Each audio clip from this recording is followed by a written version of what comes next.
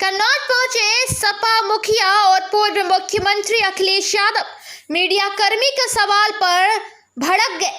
उन्होंने मीडिया कर्मी को हिदायत देते हुए कहा कि चैनल चलाने के प्रयास में ऐसे वैसे सवाल मत किया करो। पहले आप पूर्व मुख्यमंत्री अखिलेश यादव का यह वीडियो देखिए जिसमें वह मीडिया कर्मी पर भड़कते हुए नजर आए। ने ये कहा है कि हमें औरंगजेब वाला हिंदुस्तान वापस कर दो, तो क्या इसके बाद शरीयत कानून वापस आएगा? इस पर आपका क्या कहना है? ये मुझे नहीं पता किसने कहा है और किसके बारे में कह रहे हो। आप बताइए किसने कहा है? ये सपा नेता आजम खान जी ने कहा है। नहीं, क्या कहा? कि औरंगजेब का जो हिंदुस्तान है वापस ये आप कुछ और पढ़ रहे हैं भाई। अपने चैनल चलाने के लिए कुछ ऐसा मत बोलो। मैं जानता हूँ क्या चैनल चलाना चाहते हो। पूर्व मुख्यमंत्री अखिलेश यादव मंगलवार को कन्नौज जिले में पहुंचे। यहां वह एक सपा नेता के निधन पर उनके घर शोक संवेदना व्यक्त करने पहुंचे थे। सपा नेता के घर से बाहर निकलते वक्त कुछ मीडिया कर्मियों ने उनसे बातचीत की और देश व प्रदेश की राजनीति को लेकर सवाल किए। इस दौरान पूर्व मुख्यमंत्री अखिलेश यादव सवालों के जवाब देते हुए सत्ताधारी दल भारतीय जनता पार्टी पर निशाना साधते रहे, लेकिन जैसे ही एक मीडिया कर्मी ने उनसे आजम खां को लेकर सवाल किया कि उन्होंने औरंगजेब के समय के भारत की मांग की है, इस सवाल का जवाब देने की बजाय अखिलेश यादव मीडिया कर्मी पर ही भड़क गए और उसे इस तरह के सवाल न करने की हिदायत दे डाली।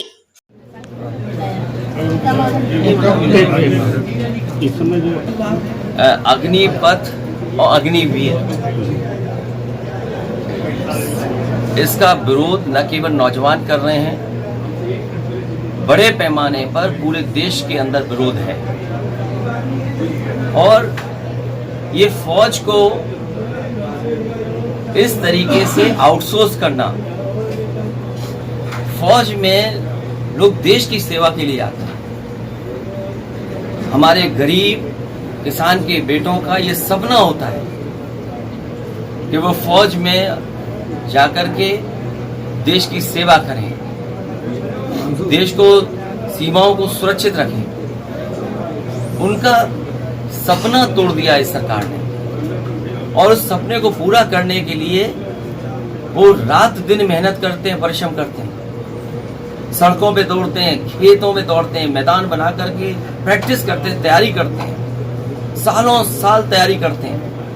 उनके अंदर जो जज्बा है वो इस बात का है कि वो हरी वर्दी फौज की पहनने को मिल जाए और जीवन भर वो भारत की और देश की सेवा कर सकें। लेकिन ये देखिए सरकार रिफॉर्म के नाम पे क्या करती है। और अगर भारतीय जनता पार्टी का अगर आप पुराने फैसले उठा करके देखेंगे, बीजेपी को ये मान लीजिए जो रिफॉर्म करते हैं वो गलत रिफॉर्म करते हैं। याद कीजिए नोटबंदी, कहा कि भ्रष्टाचार खत्म हो जाएगा, काला धन वापस आ जाएगा। सर आपके जीएसटी को लेकर के जो रिफॉर्म की बात की गई, क्या हुआ उसका? डिजिटल इंडिया का क्या हुआ? आज तक जो भी रिफॉर्म किए हैं क्या वो सच्चाई में रिफॉर्म दिख रहे हैं? इसी तरीके से अग्निपथ, अग्निवीर, ये भारत को धोखा देने वाला फैसला है।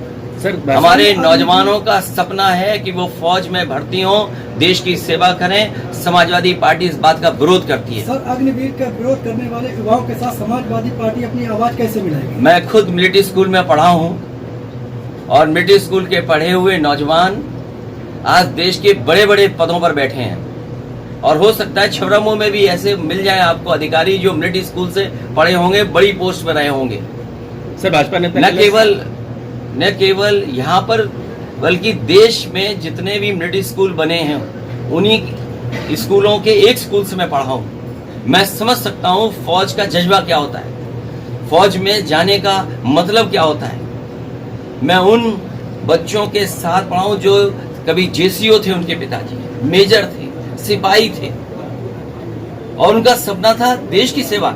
ये सरकार जो फैसला ले लिया आउटसोर्स करने का, अग्निवीर, अग्निपथ, और कहती खर्चा नहीं है, बजट, ये सरकार वो जो लगातार बजट कम कर रही है। अगर आप पिछले फौज के बजट उठा करके देखेंगे तो हर बार बजट कम हुआ है। सवाल इस बात का है कि सरकार बजट क्यों कम कर रही है, और अगर बजट नहीं है तो जो उद्योगपति हैं इनके, आखिरकार उन पर टैक्स क्यों नहीं लगाते हैं?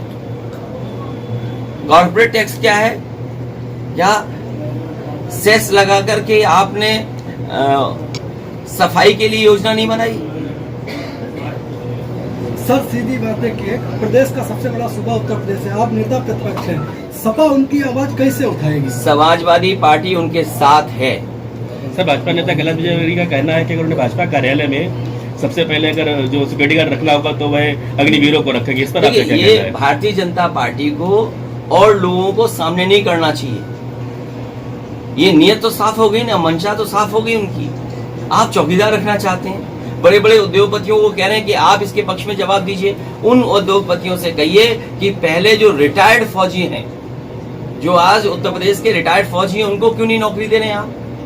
उनको समायोजित करिए और तभी तो कथनी और करनी में भेद नहीं दिखेगा। वर्ष 2014 अगर आपको अग्निवीर तो 4 साल बाद रिटायर होंगे, लेकिन उत्तर प्रदेश में तो बड़े पैमाने पे अभी फौजी रिटायर्ड हैं, आप उनको क्यों नहीं आप नौकरी दे रहे हैं? बड़े बड़े उद्योगपतियों को आगे बीजेपी कर रही है, बड़े बड़े अधिकारियों को बीजेपी आगे कर रही है। आखिरकार बीजेपी के प्रवक्ताओं का आपने सुन लिया क्या चाहते हैं वो?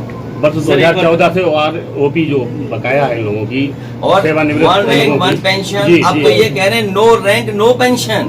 जो लोग ये योजना चलाना चाहते थे, जिसके समर्थन में फौजियों ने भरोसा किया कि वन रैंक वन पेंशन, अब तो ऐसी स्थिति पैदा कर दी कि no rank no pension. Sir Sapa नेता आजम खान जी ने ये कहा है कि हमें औरंगजेब वाला हिंदुस्तान वापस कर दो, तो क्या इसके बाद शरीयत कानून वापस आएगा, इस पर आपका क्या कहना है? ये मुझे नहीं पता किसने कहा है और किसके बारे में कह रहे हो आप, बताइए किसने कहा है? ये सपा नेता आजम खान जी ने कहा है नहीं, क्या कहा?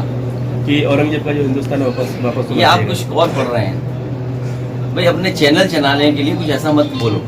मैं जानता हूँ क्या चैनल चलाना चाहते हो। सपा मुखिया अखिलेश यादव इसके बाद समाजवादी पार्टी के जिला कार्यालय पहुंचे, जहां उन्होंने पार्टी नेताओं की मौजूदगी में प्रेस कॉन्फ्रेंस की और प्रदेश व केंद्र की सपा सरकार पर जमकर निशाना साधे। आइए सुनते हैं पूर्व मुख्यमंत्री की प्रेस कॉन्फ्रेंस के कुछ अंश। राष्ट्रपति के चुनाव को लेकर के विपक्ष ने पहले भी बैठक की थी, अब तो सब बातें आपको सामने हैं।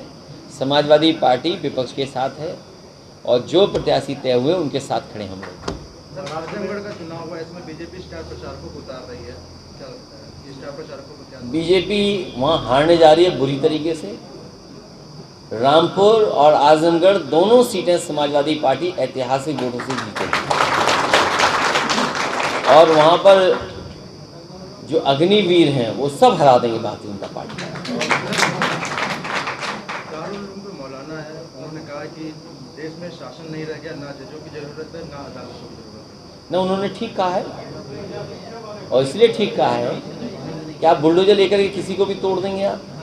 अगर ये संस्कृति होगी, बहुत सारे लोग हैं जिन्होंने अपने घर मकान के नक्शे नहीं पास कराए होंगे। लेखपाल हैं, एसडीएम हैं, तहसीलदार हैं, किसके सारे पे काम करते हैं। आप जिसका चाहो उसका घर नपवा लो, जब चाहो तब तोड़वा दो उसको घर को।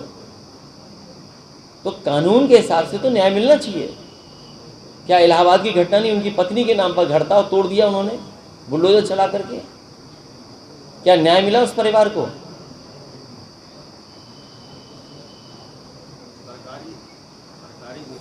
वो इसीलिए भूसा दान में लगाया है कि उन्हें भूसा समझ लिया उन्होंने।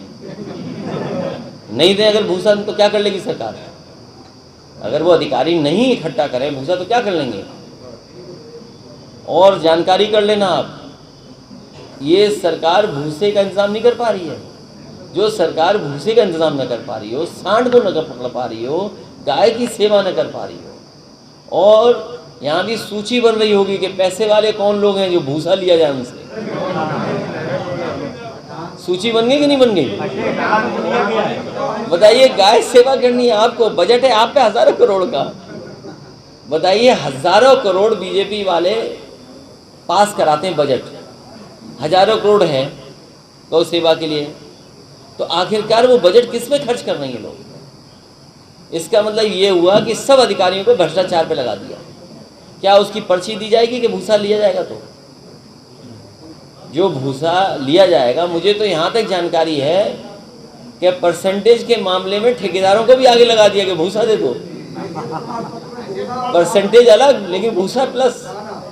ये तो पहली सरकार है जो भूसा भी ले रही है ठेकेदारों से।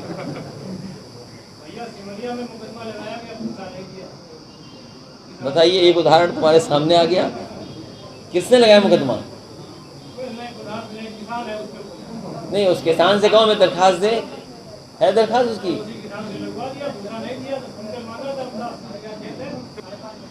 कितना भूसा मांगा था?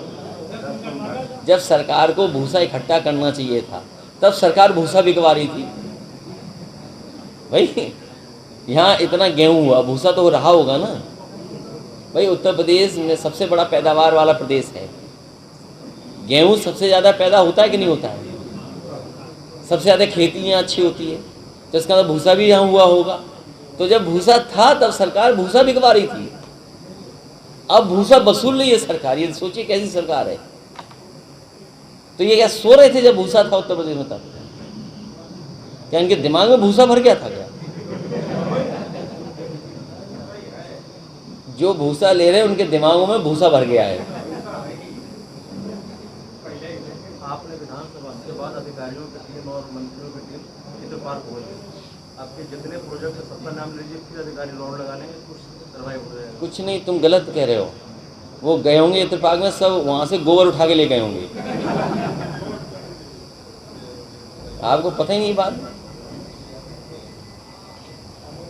आज एक मंत्री का बयान आया है, उन्होंने कहा है कि जो अग्नि पथ जो योजना आई है उसके पीछे जो विरोध चल रहा है आतंकी साजिश है। और आतंकी साजिश है? हम सब आतंकवादी हैं क्या? हम तो मिलिट्री स्कूल से पढ़े हैं। उन मंत्री, मुझे मंत्री का नहीं पता कौन मंत्री हैं, अब कुछ जानते नहीं होंगे, तो ऐसे ही बना देंगे उन मंत्री। छोड़िए, वो जानते नहीं होंगे कुछ, छोड़ो, बाद में मत बोलो। वो मंत्री कुछ जानते नहीं होंगे, वो ऐसे ही बना दिए गए होंगे। महाराष्ट्र में सरकार पूरी तरह से सरकार बीजेपी करवा रही होगी ये सब। ये काम बीजेपी करती है, तोड़ना, फोड़ना, गिराना, बनाने का काम नहीं करते। आप सोचिए, कहीं ये बनाने का काम करते हैं? कुछ पैसा दे रहे होंगे विधायकों को, लालच दे रहे होंगे, या डरा रहे होंगे ईडी से, सीबीआई से डरा रहे होंगे। ये जितनी भी संस्थाएं हैं ये भारतीय जनता पार्टी के प्रकोष्ठ बन गए हैं। जिस तरह संगठन में सहायक प्रकोष्ठ होते हैं, उसी तरीके से ये बड़ी बड़ी संस्थाएं बन गई हैं। उन्हीं के माध्यम से डराते हैं, उन्हीं के माध्यम से सरकार बनाते हैं, उन्हीं के माध्यम से सरकार गिराते हैं। आप जानते होंगे, हालांकि समीक्षा अभी जानते होंगे कैसे निकाल दिया गया था वोट, गिने ही नहीं वोट नहीं गिने गए। ये एक दूसरे विधायक, ये पूछ लो। सोचिए सरकार क्या चाहती है? सरकार ये चाहती, बीजेपी, सोचिए क्या चाहते हैं।